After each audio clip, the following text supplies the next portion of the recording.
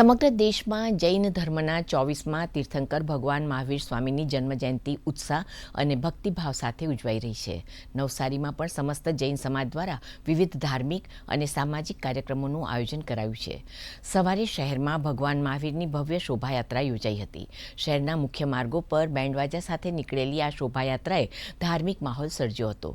શોભાયાત્રામાં જૈન મુનિઓ, સમાજના અગ્રણીઓ તેમજ મોટી સંખ્યામાં શ્રદ્ધાળુઓ ઉપસ્થિત રહ્યા હતા. ભક્તો ભગવાન મહાવીરના ભજનો પર ઝૂમી ઉઠ્યા હતા અને મહાવીર સ્વામીની જયના જયઘોષથી સમગ્ર શહેર ગુંજી ઉઠ્યું હતું.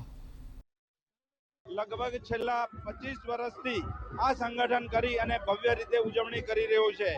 આ અમારા સિલ્વર જ્યુબિલી વર્ષ નિમિત્તે 8 દિવસનો એક માનવલક્ષી લોક ઉપયોગી કાર્યક્રમ કરી આજે ભગવાન શ્રી મહાવીર સ્વામીના જન્મ કલ્યાણકનો નવસારીના રાજમાર્ગ પર આજે શોભાયાત્રા નીકળી છે.